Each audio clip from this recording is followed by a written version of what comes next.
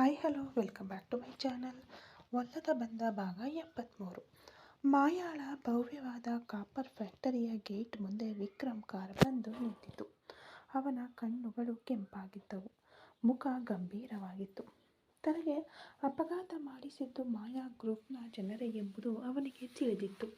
ತನ್ನ ಅಣ್ಣನ ಹೆಂಡತಿಯ ಅಂದರೆ ಹತ್ತಿಗೆಯ ಅಪಹರಣಕ್ಕೆ ಮೋಹನ್ ಕಾರಣ ಎಂದು ಅವನ ಆಳ ಮನಸ್ಸು ನಂಬಿದ್ದರೂ ತನ್ನ ಅಣ್ಣನ ಅನುಮಾನ ನಿಜವೇ, ಇದರಲ್ಲಿ ಮಾಯಾಗೆ ಸಂಬಂಧವಿದೆಯೇ ಅಥವಾ ಇಲ್ಲವೇ ಎಂಬುದನ್ನು ಸ್ಪಷ್ಟಪಡಿಸಿಕೊಳ್ಳಲು ಅವನು ಇಲ್ಲಿಗೆ ಬಂದಿದ್ದನು. ಗ್ರೀನ್ ಪ್ಲೇನ್ ಸೀರೆ, ಕಡು ಹಸಿರು 3x4 ಬ್ಲೌಸ್ ಧರಿಸಿ, ಸೊಂಟದ ಹೊರಗಿನ ಕೂದಲನ್ನು ಜಡೆಯಾಗಿಸಿ ದೇವತೆಯಂತೆ ಕುಳಿತು ತನ್ನ ಪಿಎ ಕನ್ನಿಕಾಳೊಂದಿಗೆ ಪ್ರಮುಖ ಸಭೆಯೊಂದರ ಬಗ್ಗೆ ಮಾತನಾಡುತ್ತಿದ್ದಳು ಮಾಯಾ. ಆ ಸಮಯದಲ್ಲಿ ಆಕಸ್ಮಿಕವಾಗಿ ಒಳಗಿನ ಸಿಸಿಟಿವಿ ಪರದೆಯ ಮೇಲೆ ವಿಕ್ರಮ್ ಬರುತ್ತಿರುವುದನ್ನು ನೋಡಿದ ಮಾಯಾ ತನ್ನ ಹೃದಯ ಗಂಟಲಿಗೆ ಬಂದಂತಾಯಿತು. ಅದರಲ್ಲೂ ಅವನ ಕಾಲನ್ನು ನೋಡಿದವಳಿಗೆ ಕಣ್ಣುಗಳು ತುಂಬಿ ಬಂದವು. ಕನ್ನಿ, ವಿಕ್ರಮ್ ಬರ್ತಿದ್ದಾನೆ. ಅವನು ನನ್ನನ್ನು ಮಧುಮಿತಾ ಅಂತ ಮಾತ್ರ ನೋಡಿದ್ದಾನೆ. ಈಗ ಮಾಯಾ ಹಾಗೆ ನೋಡಿದರೆ ಅವನ ಅಣ್ಣನಿಗೂ ನನಗೂ ಮಧ್ಯ ಇರೋ ಹಾಗೆತನ ನಮ್ಮ ಪ್ರೀತಿಯನ್ನು ಕೊಂದು ಬಿಡುತ್ತೆ. ನೀನು ಮಾಯಾ ಆಗಿ ಅವನ ಮುಂದೆ ನಿಲ್ಲು, ನಾನು ಒಳಗಡೆ ಪರ್ಸನಲ್ ರೂಮ್ನಲ್ಲಿ ಅಡಗಿಕೊಳ್ತೀನಿ ಎಂದು ಆತಂಕದಿಂದ ಹೇಳಿ ಅಲ್ಲಿಂದ ಮರೆಯಾದಳು. ವಿಕ್ರಮ್ ಆಕ್ರೋಶದಿಂದ ಕೈಯಲ್ಲಿ ವಾಕಿಂಗ್ ಸ್ಟಿಕ್ ಹೊರುತ್ತಾ ರಿಸೆಪ್ಷನ್ನಲ್ಲಿ ಅನುಮತಿ ಕೇಳಿ ನಂತರ ಲಿಫ್ಟ್ ಏರಿ ಆಫೀಸ್ ರೂಮ್ ಇರುವ ಫ್ಲೋರ್ ತಲುಪಿ ಕಚೇರಿಯೊಳಗೆ ಪ್ರವೇಶಿಸಿದನು. ಅಲ್ಲಿ ಮಾಯಾ ಸೀಟಿನಲ್ಲಿ ಗಂಭೀರವಾಗಿ ಕುಳಿತಿದ್ದಳು. ಕನ್ನಿಕಾ, ನೀವೇನಾ ಮಾಯಾ? ಮಾಯಾ ಗ್ರೂಪ್ಸ್ ಓನರ್ ಎಂದು ವಿಕ್ರಮ್ ಅನುಮಾನದಿಂದ ಅಧಿಕಾರದ ಧ್ವನಿಯಲ್ಲಿ ಕೇಳಿದನು. ಕನ್ನಿಕಾ ತನ್ನನ್ನು ತಾನು ನಿಭಾಯಿಸಿಕೊಳ್ಳುತ್ತಾ, ಹೌದು, ನಾನೇ ಮಾಯಾ. ಮಿಸ್ಟರ್ ವಿಕ್ರಮ್, ನೀವು ಯಾಕೆ ಇಲ್ಲಿಗೆ ಬಂದಿದ್ದೀರಾ ಅಂತ ನನಗೆ ಗೊತ್ತು. ಬಿಸ್ನೆಸ್ ವಿಷಯವಾಗಿ ನಿಮಗೂ ನಮಗೂ ಇರುವ ಹಾಗೆ ತುಂಬ ಇರಬಹುದು. ಆದರೆ ಓನರ್ ರೂಮ್ ಒಳಗೆ ಅನುಮತಿ ಇಲ್ಲದೆ ಹೀಗೆ ನುಗ್ಗೋದು ತಪ್ಪು ಎಂದಳು ಮಾಯಾನಂತೆಯೇ ಗಂಭೀರವಾಗಿ. ವಿಕ್ರಮ್ ಅವಳನ್ನು ಮೇಲಿಂದ ಕೆಳಗೆ ನೋಡಿದನು. ನನ್ನ ಹತ್ತಿಗೆ ನಕ್ಷತ್ರಾಳನ್ನು ಕಿಡ್ನಾಪ್ ಮಾಡಿದ್ದರಲ್ಲಿ ನಿಮಗೇನಾದರೂ ಸಂಬಂಧ ಇದೆಯಾ ಅಂತ ಕೇಳೋಕೆ ಬಂದೆ. ಆ ರೌಡಿಗಳು ನಿಮ್ಮ ಹೆಸರನ್ನು ಹೇಳ್ತಿದ್ದಾರೆ ಅಂತ ಅಣ್ಣ ಹೇಳಿದ್ರು ಎಂದು ವಿಕ್ರಮ್ ಗರ್ಜಿಸಿದನು. ಕನ್ನಿಕಾ ನಕ್ಕಳು. ನಿಮ್ಮ ಹತ್ತಿಗೆ ಕಾಣೆಯಾಗಿದ್ದಕ್ಕೂ ನನಗೂ ಯಾವುದೇ ಸಂಬಂಧವಿಲ್ಲ ವಿಕ್ರಮ್. ಮಾನವೀಯತೆಯಿಂದ ನಾನು ಕಾಪಾಡಿದೆ. ನಿಮ್ಮ ಅಣ್ಣ ನನ್ನನ್ನು ತಪ್ಪು ತಿಳ್ಕೊಂಡಿದ್ದಾರೆ. ಈಗ ನೀವು ವಿಚಾರಿಸಲು ಬಂದಿದ್ದೀರಾ. ಆದರೆ ನೀವು ತಪ್ಪು ಜಾಗಕ್ಕೆ ಬಂದಿದ್ದೀರಾ. ಈಗ ಇಲ್ಲಿಂದ ಹೊರಡಿ ಎಂದಳು. ಕೋಣೆಯೊಳಗೆ ಅಡಗಿದ್ದ ಮಾಯಾಗೆ ಹೃದಯ ಹೊಡೆದು ಹೋಗುವಂತಾಯಿತು. ತನ್ನ ಪ್ರೇಮಿ ಇಷ್ಟೊಂದು ಹತ್ತಿರದಲ್ಲಿದ್ದರೂ ಅವನನ್ನು ಮುಟ್ಟಲಾಗದೆ, ಸತ್ಯವನ್ನು ಹೇಳಲಾಗದೆ ತಡಕಾಡುವುದು ಅವಳಿಗೆ ನರಕ ಯಾತನೆಯಂತಿತ್ತು. ವಿಕ್ಕಿ, ನಾನೇ ನಿನ್ನ ಮಾಯಾ. ನನ್ನಿಂದಲೇ ನಿನಗೆ ಆಕ್ಸಿಡೆಂಟ್ ಆಯಿತು ಅಂತ ತಿಳಿದ್ರೆ ನೀನು ನನ್ನನ್ನು ದ್ವೇಷಿಸ್ತೀಯ ಅಂತ ಹೆದರಿ ಹೀಗೆ ಅಡಗಿ ನಿಂತಿದ್ದೀನಿ ಎಂದು ಮನಸ್ಸಿನಲ್ಲೇ ಕರಗುತ್ತಿದ್ದಳು. ವಿಕ್ರಮ್ ಶಾಂತವಾಗಿ ಹೊರ ನಡೆದನು. ಆದರೆ ಬಾಗಿಲ ಬಳಿ ಇರುವಾಗ ಅವನ ಕಣ್ಣುಗಳು ಕೆಳಗಿದ್ದ ಒಂದು ಜೋಡಿ ಚಪ್ಪಲಿಗಳ ಮೇಲೆ ಬಿದ್ದವು. ಆ ನೀಲಿ ಬಣ್ಣದ ಚಪ್ಪಲಿಗಳು ಮಧುಮಿತಾ ಆಸ್ಪತ್ರೆಯಲ್ಲಿ ಅವನನ್ನು ನೋಡಲು ಬಂದಾಗ ಧರಿಸಿದ್ದ ಚಪ್ಪಲಿಗಳಾಗಿದ್ದವು. ಕ್ಷಣಾರ್ಧದಲ್ಲಿ ವಿಕ್ರಮ್ ಮೆದುಳು ಕೆಲಸ ಮಾಡಿತು. ಅವನು ಮತ್ತೆ ಬಿರುಗಾಳಿಯಂತೆ ರೂಮ್ ಒಳಗೆ ನುಗ್ಗಿದನು. ಅಲ್ಲಿ ಕನ್ನಿಕಾ ಚೇರ್ನಿಂದ ಎದ್ದು ನಿಂತಿರಲು ಅವಳ ಹತ್ತಿರ ಮಾಯಾ ನಿಂತು ಏನೋ ಮಾತನಾಡುತ್ತಿದ್ದಳು. ವಿಕ್ರಮ್ನನ್ನು ಕಂಡ ತಕ್ಷಣ ಇಬ್ಬರು ಸ್ತಬ್ಧರಾದರು. ಮಧು ಎಂದು ವಿಕ್ರಮ್ ಆಘಾತ ಮತ್ತು ಆಶ್ಚರ್ಯದಿಂದ ಕರೆದನು. ಮಾಯಾ ದಿಕ್ಕು ಕಾಣದೆ ಮುಖ ನೋಡಿದಳು. ವಿಕ್ಕಿ, ನೀವು ಯಾಕೆ ವಾಪಸ್ ಬಂದ್ರಿ ಎಂದಳು. ಮಧು, ನೀನು ಹೇಗೆ ಇಲ್ಲಿಗೆ ಬಂದೆ, ಅದು ಕೂಡ ಈ ಮಾಯಾ ರೂಮ್ನಲ್ಲಿ?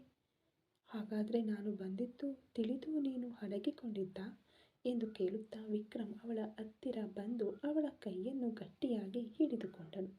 ಮಾಯಾ ತನ್ನನ್ನು ತಾನು ನಿಭಾಯಿಸಿಕೊಳ್ಳುತ್ತಾ, ಅದು ವಿಕ್ಕಿ, ನಾನು ಇಲ್ಲಿ ಮೇಡಮ್ ಹತ್ತಿರ ಕೆಲಸ ಮಾಡ್ತಿದ್ದೀನಿ.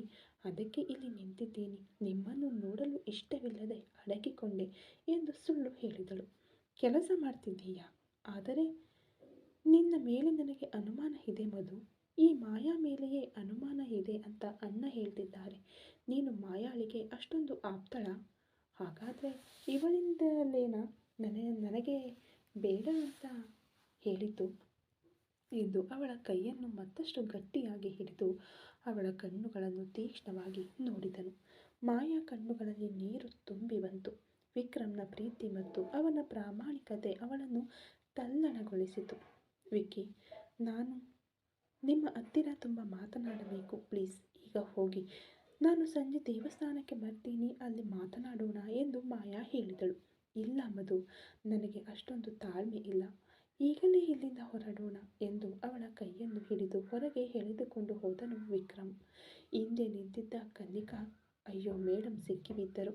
ಇನ್ಮೇಲೆ ವಿಕ್ಕಿ ಸಾರ್ಗೆ ಸತ್ಯ ತಿಳಿದರೆ ಏನಾಗುತ್ತೋ ಎಂದು ಕಳವಳದಿಂದ ನೋಡಿದಳು. ಮಾಯಾಳನ್ನು ಕಾರಿನಲ್ಲಿ ಕೂರಿಸಿಕೊಂಡು ವಿಕ್ರಮ್ ಕಾರು ವೇಗವಾಗಿ ಚಲಿಸಿತು. ಅವನ ಕಾಲಿನ ನೋವಿಗಿಂತ ಅವನ ಮನಸ್ಸು ತೀವ್ರವಾಗಿ ನೋಯುತ್ತಿತ್ತು. ಚೆನ್ನೈನ ಈಸ್ಟ್ ಕೋಸ್ಟ್ ರಸ್ತೆಯ ಒಂದು ನಿರ್ಜನ ಪ್ರದೇಶ. ಆರ್ಭಟಿಸುವ ಸಮುದ್ರದ ಅಲೆಗಳ ಶಬ್ದ ಒಂದು ಕಡೆ ಕೇಳಿಸುತ್ತಿದ್ದರೂ ಅಲ್ಲಿ ನಿಂತಿದ್ದ ಆ ಇಬ್ಬರ ಹೃದಯ ಬಡಿತ ಅದಕ್ಕಿಂತ ವೇಗವಾಗಿ ಕೇಳಿಸುತ್ತಿತ್ತು. ವಿಕ್ರಮ್ ತನ್ನ ಕಾರನ್ನು ನಿಲ್ಲಿಸಿ ಒಂದು ಕೈಯಲ್ಲಿ ವಾಕಿಂಗ್ ಸ್ಟಿಕ್ ಹಿಡಿದು ಇಳಿದನು. ಮತ್ತೊಂದು ಕೈಯಿಂದ ಮಾಯಾ ಕೈಯನ್ನು ಹಿಡಿದು ಎಳೆದುಕೊಂಡು ಹೋದನು. ಅವನ ಮುಖ ಕೋಪ ಮತ್ತು ವೇದನೆಯಿಂದ ಕೆಂಪಾಗಿತ್ತು. ಒಂದು ಬಂಡೆಯ ಹತ್ತಿರ ಅವಳನ್ನು ನಿಲ್ಲಿಸಿದವನು ತನ್ನ ಮುಂದೆ ನಿಂತಿದ್ದ ಆ ಹೆಣ್ಣು ಮಗಳನ್ನು ಆಳವಾಗಿ ನೋಡಿದನು. ಈಗ ನನಗೆ ಸತ್ಯ ತಿಳಿಯಬೇಕು ಮಧು. ಆ ಮಾಯಾ ನಿನ್ನನ್ನು ಏನಾದರೂ ಬೆದರಿಸಿದ್ಲಾ? ಹೇಳು ಎಂದು ಗರ್ಜಿಸಿದನು ವಿಕ್ರಮ್. ಮಾಯಾ ಉತ್ತರಿಸಲಾಗದೆ ತಲೆ ತಗ್ಗಿಸಿ ನಿಂತಳು. ನನಗೆ ಆಕ್ಸಿಡೆಂಟ್ ಆಗಿ ಹೀಗೋ ನೋಡು, ಈ ಸ್ಟಿಕ್ ಹಿಡ್ಕೊಂಡು ಕುಂಟುತ್ತಾ ನಡೀತಿದ್ದೀನಲ್ಲ, ಇದಕ್ಕೆ ಕಾರಣ ಆ ಮಾಯಾ. ನಾನು ಫ್ಯಾಕ್ಟರಿಗೆ ಬರಬಾರದು ಅಂತ ಅವಳು ಮಾಡಿದ ಸಂಚು ನನ್ನ ಜೀವವನ್ನೇ ತೆಗೆಯಬೇಕಿತ್ತು.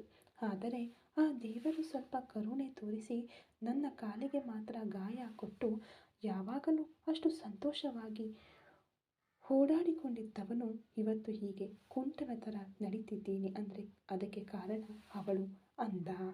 ವಿಕ್ರಮ್ನ ಪ್ರತಿಯೊಂದು ಮಾತು ಮಾಯಾ ಹೃದಯಕ್ಕೆ ಈಟಿಯಂತೆ ಚುಚ್ಚಿತು. ತಾನು ಮಾಡಿದ ಮೂರ್ಖತನ ತನ್ನ ಪ್ರೇಮಿಯ ಜೀವನವನ್ನು ಹೀಗೆ ಮಾಡಿದೆ ಎಂದು ಯೋಚಿಸುವಾಗ ಅವಳಿಗೆ ತನ್ನ ಮೇಲೆಯೇ ಅಸಹ್ಯ ಹುಟ್ಟಿತು. ಅದರ ನಂತರ ತಾನೇ ನೀನು ನನಗೆ ಬೇಡ ಅಂತ ಹೇಳಿದ್ದು. ನನ್ನ ಅಣ್ಣನೇ ನಿಮ್ಮ ಮನೆಗೆ ಬಂದು ಹೆಣ್ಣು ಕೇಳಿದಾಗ ನಿಮ್ಮ ಅಪ್ಪ ಅಮ್ಮ ನೀನು ಎಲ್ಲರೂ ಬೇಡ ಅಂದ್ರಿ.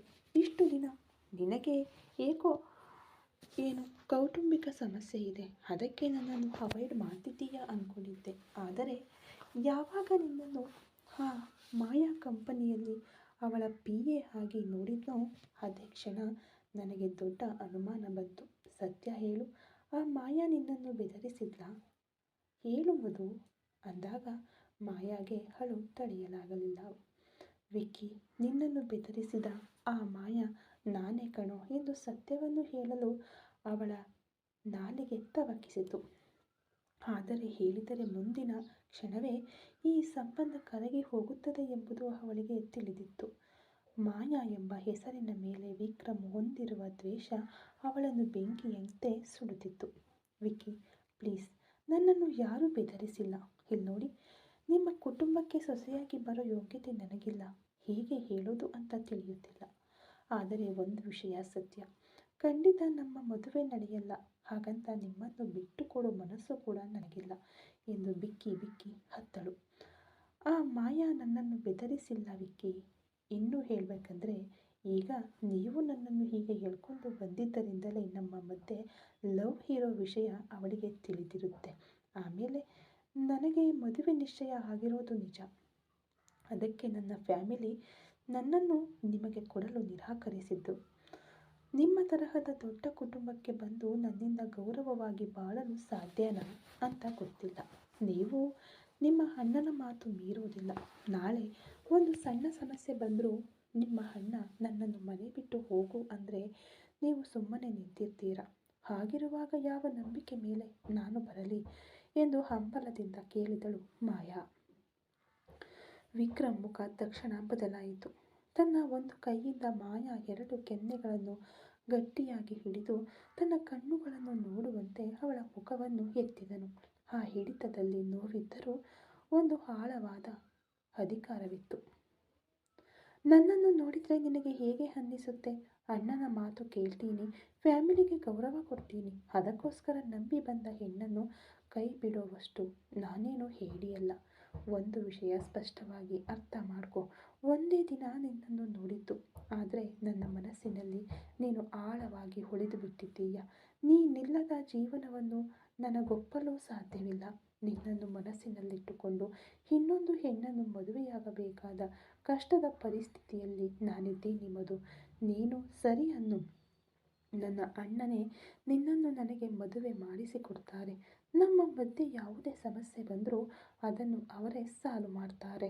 ನನ್ನ ಅಣ್ಣನ ಜೀವವೇ ನಾನು.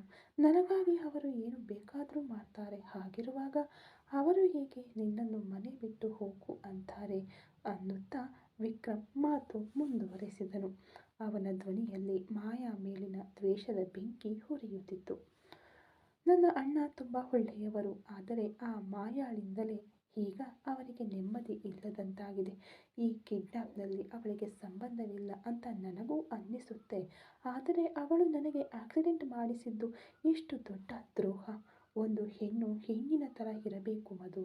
ಅದನ್ನು ಬಿಟ್ಟು ಆ ಮಾಯಾ ಜಗಳ ಗಂಟೆಯ ಥರ ಗಂಡಸರ ಮುಂದೆ ಹಾರಾಡಬಾರದು. ಅವಳು ಬೇರೆ, ನೀನು ಬೇರೆ. ಮೊದಲು ಅವಳ ಕಂಪನಿಯ ಕೆಲಸವನ್ನು ಬಿಟ್ಟು ಬಿಡು. ಅಣ್ಣನ ಹತ್ತಿರ ನಾನು ಮಾತಾಡ್ತೀನಿ. ಅವರು ಮತ್ತೊಮ್ಮೆ ನಿಮ್ಮ ಮನೆಗೆ ಬಂದರೆ ನೀವೆಲ್ಲರೂ ನಮ್ಮ ಮದುವೆಗೆ ಒಪ್ಪಿಕೊಳ್ಳಬೇಕು, ಸರಿನಾ ಎಂದನು. ಮಾಯಾ ಒಳಗೊಳಗೆ ನಡುಗಿ ಹೋದಳು. ವಿಕ್ರಮ್ ಹಾಗೆ ಕೇಳಿದ ತಕ್ಷಣ ಮಾಯಾ ನಡುಗಿ ಹೋದಳು. ವಿಕ್ರಮ್, ನಾನೇ ಮಾಯಾ ಅಂತ ನಿನಗೆ ಗೊತ್ತಾದರೆ ನೀನೇ ನನ್ನನ್ನು ದೂಡಿ ಒಗೆದು ಬಿಟ್ಟು ಹೊರಟು ಹೋಗ್ತೀಯ. ನಿಮ್ಮ ಅಣ್ಣ ನನ್ನನ್ನು ನೋಡಿದರೆ ಖಂಡಿತ ಕಂಡು ಹಿಡಿದು ಬಿಡ್ತಾರೆ. ಆದರೆ ನಿನ್ನನ್ನು ಬಿಟ್ಟುಕೊಡಲು ಆಗ್ತಿಲ್ಲವಲ್ಲ ಎಂದು ಮನಸ್ಸಿನಲ್ಲಿ ಅಂದುಕೊಂಡಳು. ಅವಳು ಕಣ್ಣುಗಳನ್ನು ಒರೆಸಿಕೊಳ್ಳುತ್ತಾ ಮಾತನಾಡಿದಳು. ವಿಕ್ಕಿ, ನನ್ನ ಮನಸ್ಸು ಪೂರ್ತಿ ನೀವೇ ಇದ್ದೀರಾ. ಅಂದು ನಾನು ಹೇಳಿದ್ದೆಲ್ಲ ಸುಳ್ಳು. ಆದರೆ ಇವಾಗ ಬೇರೆ ದಾರಿ ಇಲ್ಲ.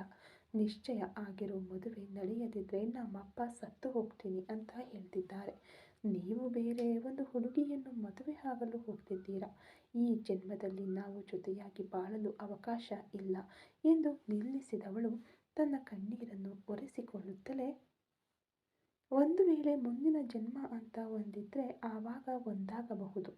ಆದರೆ ಮದುವೆ ದಿನ ಹತ್ತಿರ ಬರುತ್ತಾ ನನ್ನ ಮನಸ್ಸಿನೊಳಗೆ ಭಯ ಹೆಚ್ಚಾಗುತ್ತಿದೆ. ಮನಸ್ಸು ಪೂರ್ತಿ ನಿಮ್ಮನ್ನು ಇಟ್ಟುಕೊಂಡು ಇನ್ನೊಬ್ಬನ ಕೈಯಿಂದ ತಾಳಿ ಕಟ್ಟಿಸಿಕೊಳ್ಳುವುದನ್ನು ನೆನೆಸಿಕೊಂಡ್ರೇನೆ ಮೈಯೆಲ್ಲ ಉರಿದು ಹೋಗ್ತಿದೆ. ಸೂಸೈಡ್ ಮಾಡಿಕೊಳ್ಳೋಣ ಅಂತಾನೂ ಅನ್ನಿಸ್ತಿದೆ ವಿಕ್ಕಿ. ಒಂದು ವೇಳೆ ನನ್ನಿಂದ ಆ ತಾಳಿಯನ್ನು ಒಪ್ಪಿಕೊಳ್ಳಲು ಆಗದಿದ್ದರೆ ಖಂಡಿತ ನಾನು ಸತ್ತು ಹೋಗ್ತೀನಿ ಎಂದಕ್ಷಣ ಪಳಾರ್ ಎಂದು ಆ ಜಾಗವೇ ಅದಿರುವಂತೆ ಮಾಯಾ ಕೆನ್ನೆಗೆ ಹೊಡೆದನು ವಿಕ್ರಮ್. ಕೊಂದು ಬಿಡ್ತೀನಿ ಮಾಯಾ. ನೋಡು ಎಂಥ ಮಾತು ಮಾತಾಡ್ತೀಯ. ನಿನ್ನ ಮದುವೆ ಯಾವಾಗ ಎಂದು ಅಧಿಕಾರದಿಂದ ಕೇಳಿದನು. ಮಾಯಾ ಆಘಾತದಲ್ಲಿ ಕೆನ್ನೆಯನ್ನು ಹಿಡಿದುಕೊಂಡು, ಇನ್ನು 1.5 ತಿಂಗಳು ಇದೆ, ಜನವರಿ ಫೆಬ್ರವರಿ ಎಂದಳು. ಓಕೆ, ತಾಳ್ಮೆಯಿಂದ ಇರು. ಇನ್ನು 1 ವಾರದಲ್ಲಿ ನನ್ನ ಅಣ್ಣನ ಮದುವೆ. ಅವರ ಮದುವೆ ಮುಗಿದ ನಂತರ ನಾನು ಮನೆಯಲ್ಲಿ ಮಾತಾಡ್ತೀನಿ. ನಿಮ್ಮಪ್ಪನ ಕೈ ಕಾಲು ಬಿದ್ದಾದರೂ ನಿನ್ನ ಕುತ್ತಿಗೆಗೆ ತಾಳಿ ಕಟ್ಟೋದು ನನ್ನ ಜವಾಬ್ದಾರಿ. ಧೈರ್ಯವಾಗಿ ಇರು ಎಂದು ಅವಳ ಕೈಯನ್ನು ಗಟ್ಟಿಯಾಗಿ ಹಿಡಿದುಕೊಂಡನು. ಆದರೆ ನಿಮಗೆ ನಿಮ್ಮ ಅಣ್ಣ ಹುಡುಗಿ ನೋಡಿದ್ದಾರೆ ಅಂತ ಹೇಳಿದ್ರಲ್ಲ ಎಂದು ಅವಳು ಹಿಂಜರಿಕೆಯಿಂದ ಕೇಳಲು, ಅವಳು ನನ್ನ ಕ್ಲೋಸ್ ಫ್ರೆಂಡ್ ಸೌಂದರ್ಯ ಅಷ್ಟೇ ಮಧು. ಅವಳಿಗೆ ನನ್ನ ಮೇಲೆ ಪ್ರೀತಿ ಎಲ್ಲ ಇಲ್ಲ. ನನಗೆ ಒಳ್ಳೆಯ ಗೆಳತಿ. ಇವಾಗ ನಾನು ಇರೋ ಸಿಚುವೇಶನ್ ನೋಡಿ ನನ್ನ ಲೈಫ್ ಹಾಳಾಗಬಾರದು ಅಂತ ಅಣ್ಣ ಕೇಳಿದ್ದಕ್ಕೆ ಅವಳು ಕೂಡ ಓಕೆ ಅಂದಿದ್ದಾಳೆ. ನಾನು ಅವಳ ಹತ್ತಿರ ಮಾತಾಡ್ಕೋತೀನಿ. ನೀನು ಮಾತ್ರ ಧೈರ್ಯವಾಗಿ ಇರು ಎಂದನು. ಆದರೆ ವಿಕ್ಕಿ, ನಾನು ಇವಾಗ ದಿಢೀರಂತ ಕೆಲಸವನ್ನು ರಿಸೈನ್ ಮಾಡೋಕ್ಕೆ ಆಗಲ್ಲ. ಜಾಯಿನ್ ಆಗಿ ಕೆಲವು ದಿನಗಳಷ್ಟೇ ಆಯಿತು ಎಂದು ಮಾಯಾ ಹಿಂಜರಿದಳು. ಏನೂ ತೊಂದರೆ ಇಲ್ಲ, ನೀನು ಅಲ್ಲೇ ವರ್ಕ್ ಮಾಡು. ಆದರೆ ಒಂದು ವಿಷಯ, ಯಾವುದೇ ಕಾರಣಕ್ಕೂ ಆ ಮಾಯಾ ಮುಂದೆ ಮಾತ್ರ ನೀನು ಹಿಂದೆ ಸರಿಯಬೇಡ. ನನಗೆ ನೀನು ಬೇಕು ಮಧು. ನನ್ನ ಮನಸ್ಸಿನೊಳಗೆ ಇಟ್ಟುಕೊಂಡು ಇನ್ನೊಬ್ಬಳ ಕುತ್ತಿಗೆಗೆ ತಾಳಿ ಕಟ್ಟಿದ್ರೂ ಆ ಜೀವನ ವ್ಯರ್ಥ ಆಗಿ ಹೋಗುತ್ತೆ. ನನ್ನ ಅಣ್ಣನ ಮದುವೆ ಮುಗಿದ ತಕ್ಷಣ ಈ ಎಲ್ಲ ಸಮಸ್ಯೆಗಳಿಗೂ ನಾನು ಒಂದು ಮುಕ್ತಿ ಹಾಡ್ತೀನಿ ಎಂದನು ನಂಬಿಕೆಯಿಂದ. ಓಕೆ ವಿಕ್ಕಿ, ತುಂಬ ಥ್ಯಾಂಕ್ಸ್, ಐ ಲವ್ ಯು ಎಂದು ಮಾಯಾ ಭಾವುಕಳಾಗಿ ಹೇಳಲು ವಿಕ್ರಮ್ ತನ್ನ ಒಂದು ಕೈಯಿಂದ ಅವಳ ಇಂಗೂದಲನ್ನು ಹಿಡಿದು ತನ್ನ ಎದೆಗೆ ಅಪ್ಪಿಕೊಂಡನು. ಇಬ್ಬರ ಹೃದಯ ಬಡಿತವೂ ಒಂದೇ ಆಗಿ ಕೇಳಿಸಿತು. ಒಂದು ಕಡೆ ವಿಕ್ರಮ್ನ ಆಳವಾದ ಪ್ರೀತಿ ಅವಳಿಗೆ ರಕ್ಷಣೆ ನೀಡಿತು. ಇನ್ನೊಂದು ಕಡೆ ತಾನು ಹೇಳದೆ ಮರೆಮಾಚುತ್ತಿರುವ ಆ ಮಾಯಾ ಎಂಬ ಸತ್ಯ ಯಾವಾಗ ಸ್ಫೋಟಗೊಳ್ಳುವುದೋ ಎಂಬ ಭಯ ಅವಳ ದೇಹವನ್ನು ನಡುಗುವಂತೆ ಮಾಡಿತು. ವಿಕ್ರಮ್ ಅವಳ ನಡುಕವನ್ನು ಅರಿತು ಅವಳನ್ನು ಇನ್ನೂ ಗಟ್ಟಿಯಾಗಿ ತನ್ನೊಳಗೆ ಒದಗಿಸಿಕೊಂಡನು. ತನ್ನ ಕಾಲಿನ ನೋವು ತಡೆಯಲಾರದೆ ಒಂದು ಕೈಯಲ್ಲಿ ಊರುಗೋಲು ಹಿಡಿದುಕೊಂಡು ವಿಕ್ರಮ್ ನಿಂತಿದ್ದರೂ ತನ್ನ ಎದೆಯ ಮೇಲೆ ವಾಲಿಕೊಂಡಿದ್ದ ಅವಳ ಭಾರ ಅವನಿಗೆ ಈ ಪ್ರಪಂಚವನ್ನೇ ಸ್ವರ್ಗದಂತೆ ತೋರಿಸಿತು. ಇಬ್ಬರ ನೆರಳುಗಳು ಒಂದಕ್ಕೊಂದು ಬೆರೆತು ಉದ್ದವಾಗಿ ಬೆಳೆದವು. ಅದೇ ಸಮಯದಲ್ಲಿ ದೆಹಲಿಯಲ್ಲಿ ಆದಿಶೇಷನ್ ಬಂಗಲೆಯಲ್ಲಿ ಅವರ ಮುಂದೆ ಗಂಭೀರವಾಗಿ ಕುಳಿತಿದ್ದನು ಸಾಗರ್. ಆದಿಶೇಷನ್ ಸಾಗರ್ನನ್ನು ನೇರವಾಗಿ ನೋಡಿದರು. ಸಾಗರ್, ಅಂದು ಹಾಸ್ಪಿಟಲ್ನಲ್ಲಿ ನೀನು ಕೇಳಿದ ಪ್ರಶ್ನೆಗೆ ಇವಾಗ ನಾನು ಉತ್ತರ ಹೇಳ್ತೀನಿ. ಮಾಯಾ ಬಿಸ್ನೆಸ್ಸನ್ನು ಅಥರ್ವನಿಂದ ಕಾಪಾಡಲು ಅವಳಿಗೆ ಒಂದು ಗೌರವಾನ್ವಿತ ಜೀವನವನ್ನು ರೂಪಿಸಿಕೊಡಲು ನಿನ್ನಿಂದ ಮಾತ್ರ ಸಾಧ್ಯ ಅಂತ ನಾನು ನಂಬ್ತೀನಿ. ಮಾಯಾ ಇವಾಗ ಒಂದು ಹೋರಾಟದಲ್ಲಿದ್ದಾಳೆ. ಅವಳನ್ನು ಅಲ್ಲಿಂದ ರಕ್ಷಿಸಿ ನಿನ್ನ ಕೈ ಹಿಡಿಸಿ ಮುಂಬೈಗೆ ಕಳುಹಿಸಿಕೊಡುವುದೇ ಸರಿಯಾಗಿರುತ್ತೆ ಎಂದರು ಆದಿಶೇಷನ್. ಸಾಗರ್ ಒಂದು ಕಳ್ಳ ನಗುವಿನೊಂದಿಗೆ, ಖಂಡಿತವಾಗಿಯೂ ಅಂಕಲ್. ಮಾಯಾ ಗ್ರೂಪ್ಸ್ ಅನ್ನು ಇವಾಗ ನಾನೇ ಮುನ್ನಡೆಸುತ್ತಿದ್ದೇನೆ. ಅವಳಿಗೆ ನಾನು ಮಾಡುತ್ತಿರುವ ಈ ಸಹಾಯಗಳನ್ನೆಲ್ಲ ಒಬ್ಬ ಗಂಡನಾಗಿ ನಾನು ಮಾಡಬೇಕಾದ ಕರ್ತವ್ಯ ಎಂದೇ ಭಾವಿಸುತ್ತೇನೆ ಎಂದನು. Very good Sagar. ಮಾಯಾ ಇದನ್ನು ಕೇಳಿದರೆ ಖಂಡಿತ ಸಂತೋಷ ಪಡುತ್ತಾಳೆ. ಅಥರ್ವನಿಗೆ ಇದು ಒಂದು ಅತಿ ದೊಡ್ಡ ಏಟಾಗಿರುತ್ತೆ. ಅವನ ಶತ್ರುವಿಗೆ ಮುಂಬೈ ಸಾಗರ್ ಗ್ರೂಪ್ಸ್ನ ಬಲ ಸಿಗುತ್ತಿದೆ ಎಂದು ತಿಳಿದರೆ ಅವನ ಆಟ ಅಡಗಿ ಹೋಗುತ್ತದೆ. ಮುಂದಿನ ವಾರ ಶುಕ್ರವಾರ ನಿನ್ನ ಮುಂಬೈ ಪ್ಯಾಲೇಸ್ನಲ್ಲಿ ನಿಶ್ಚಿತಾರ್ಥವನ್ನು ಇಟ್ಟುಕೊಳ್ಳಬಹುದು. ನಾನು ಇವಾಗಲೇ ಮಾಯಾಗೆ ಮಾಹಿತಿ ತಿಳಿಸಿಬಿಡ್ತೀನಿ. ಅವಳನ್ನು ಚೆನ್ನೈ ಬಿಸಿನೆಸ್ ಮುಗಿಸಿ ತಕ್ಷಣ ಮುಂಬೈಗೆ ಬರಲು ಹೇಳ್ತೇನೆ ಎಂದು ಆದಿಶೇಷನ್ ತಮ್ಮ ಅಧಿಕೃತ ನಿರ್ಧಾರವನ್ನು ಪ್ರಕಟಿಸಿದರು. ಆದಿಶೇಷನ್ ತಮ್ಮ ಮಗಳ ಮದುವೆಯನ್ನು ನೆನೆದು ಹೆಮ್ಮೆ ಪಟ್ಟರು. ಆದರೆ ಅವರಿಗೆ ತಿಳಿಯದು, ತಮ್ಮ ಮಗಳು ಮಧುಮಿತಾ ಎಂಬ ಹೆಸರಿನಲ್ಲಿ ಒಬ್ಬ ಸೆಕ್ಯೂರಿಟಿ ಮಗಳಾಗಿ ನಟಿಸುತ್ತಾ ಅಥರ್ವನ ತಮ್ಮ ವಿಕ್ರಮ್ನ ಎದೆಯ ಮೇಲೆ ವಾಲಿ ಕಣ್ಣೀರು ಸುರಿಸುತ್ತಿದ್ದಾಳೆ ಎಂಬುದು. ಬಿಸಿನೆಸ್ ಲಾಭಕ್ಕಾಗಿ ತಂದೆ ಹಾಕುವ ಲೆಕ್ಕಾಚಾರಕ್ಕೂ ಹೃದಯದ ಬಡಿತಕ್ಕಾಗಿ ಮಗಳು ಇಟ್ಟಿರುವ ಪ್ರೀತಿಗೂ ನಡುವೆ ಒಂದು ಅತಿ ದೊಡ್ಡ ಯುದ್ಧವೇ ಜರುಗಲಿರುವುದನ್ನು ಅವರು ಅರಿಯಲಿಲ್ಲ. ಮುಂದಿನ ವಾರ ಮುಂಬೈನಲ್ಲಿ ಇಡೀ ಇಂಡಿಯಾವೇ ಬೆಚ್ಚಿ ಬೀಳಲಿದೆ ಸಾಗರ್. ರೆಡಿಯಾಗಿರು ಎಂದು ಆದಿಶೇಷನ್ ಹೇಳಲು ಸಾಗರ್ ತನ್ನ ಯಶಸ್ಸನ್ನು ಈಗಲೇ ಆಚರಿಸಲು ಪ್ರಾರಂಭಿಸಿದನು. Thank you uncle. ಮಾಯಾ ನನ್ನ ಅರ್ಧಾಂಗಿನಿ. ಇನ್ಮೇಲೆ ಅವಳ ಮೇಲೆ ವರ್ಮನ್ ಗ್ರೂಪ್ಸ್ ನೆರಳು ಕೂಡ ಬೀಳಲು ಬಿಡುವುದಿಲ್ಲ ಎಂದು ಮನಸ್ಸಿನಲ್ಲಿ ಒಂದು ಲೆಕ್ಕಾಚಾರ ಹಾಕಿಕೊಂಡನು. ಚೆನ್ನೈನಲ್ಲಿ ಅಂದು ಸಂಜೆಯವರೆಗೆ ಕಡಲ ತೀರದ ಗಾಳಿಯನ್ನು ಉಸಿರಾಡುತ್ತಾ ಮಾಯಾಳನ್ನು ಬಿಟ್ಟು ಕದಲದೇ ಇದ್ದನು ವಿಕ್ರಮ್. ಸಂಜೆ ಕತ್ತಲಾಗುತ್ತಿದ್ದಂತೆ ಇಬ್ಬರೂ ಅಲ್ಲಿಂದ ಹೊರಟರು. ಕಡಲ ತೀರದ ತೇವವಾದ ಗಾಳಿಯನ್ನು ಹೊತ್ತುಕೊಂಡು ಬಂದ ವಿಕ್ರಮ್ನ ಕಾರು ದೇವಸ್ಥಾನದ ರಾಜಗೋಪುರದ ಮುಂದೆ ಬಂದು ನಿಂತಿತು. ಸಂಜೆ ಸಮಯದ ಮಂದ ಬೆಳಕಿನಲ್ಲಿ ಗೋಪುರದ ಶಿಲ್ಪಗಳು ಚಿನ್ನದ ಬಣ್ಣದಲ್ಲಿ ಹೊಳೆಯುತ್ತಿದ್ದವು. ಕಾರು ನಿಲ್ಲಿಸಿದ ತಕ್ಷಣ ವಿಕ್ರಮ್ ತನ್ನ ಪರ್ಸ್ನಿಂದ ಕೆಲವು ನೋಟುಗಳನ್ನು ತೆಗೆದು ಮಧುಮಿತಾಳ ಕೈಯಲ್ಲಿ ತುರುಕಿದನು. ಮಧು, ಅರ್ಚನೆಗೆ ಬೇಕಾದುದನ್ನು ನೀನೇ ಕೊಂಡುಕೋ. ನಿನಗೆ ಇಷ್ಟವಾದಂತೆ ಹೂವು ಮತ್ತು ಹಾರವನ್ನು ನೋಡಿ ತಗೋ ಎಂದನು ಒಬ್ಬ ಗಂಡನ ಹಕ್ಕಿನಿಂದ. ಅತ್ಯಂತ ದೊಡ್ಡ ಬಿಸಿನೆಸ್ ವುಮೆನ್ ಮಾಯಾ, ಆದರೆ ಇಂದು ಸಾಮಾನ್ಯ ಮಧುಮಿತಾಳಾಗಿ ಅವನು ಪ್ರೀತಿಯಿಂದ ಕೊಟ್ಟ ಆ ಹಣವನ್ನು ಪಡೆದುಕೊಂಡು ಹೂವಿನ ಅಂಗಡಿಯ ಕಡೆಗೆ ನಡೆದಳು. ವಿಕ್ರಮ್ ಕಾರಿನಿಂದ ಇಳಿದು ತನ್ನ ಊರುಗೋಲನ್ನು ಊರಿ ನಿಂತು ಅವಳನ್ನೇ ನೋಡುತ್ತಿದ್ದನು. ಅವಳು 2 ಹಾರಗಳನ್ನು ತಟ್ಟೆಯಲ್ಲಿ ತೆಂಗಿನಕಾಯಿ, ಹಣ್ಣು ಮತ್ತು ಸುಗಂಧಭರಿತ ಬಿಡಿ ಹೂವುಗಳನ್ನು ನಾಜೂಕಾಗಿ ಕೊಂಡು ಅವನ ಕಡೆಗೆ ಬಂದಳು. ಆ ಹಳದಿ ಬಣ್ಣದ ದೀಪದ ಬೆಳಕಿನಲ್ಲಿ ಕೈಯಲ್ಲಿ ಹೂವಿನ ತಟ್ಟೆಯೊಂದಿಗೆ ಬರುತ್ತಿರುವ ಅವಳು ವಿಕ್ರಮ್ನ ಕಣ್ಣಿಗೆ ದೇವತೆಯಂತೆ ಕಂಡಳು.